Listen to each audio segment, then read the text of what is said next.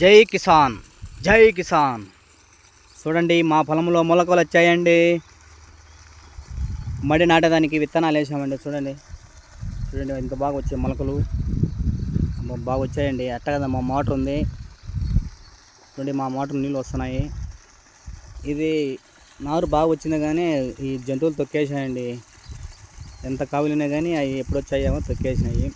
అట్లాగే మా భూమి సత వచ్చేదానికి జీలుగలు అని విత్తనాలు వేసామండి. ఏదో జీలుగలు, ఎన్ని జీలుగలే అండి. చూడు మా పొలం ఎంతవరకు ఉంటే అంతవరకు జీలుగలు వేసాము.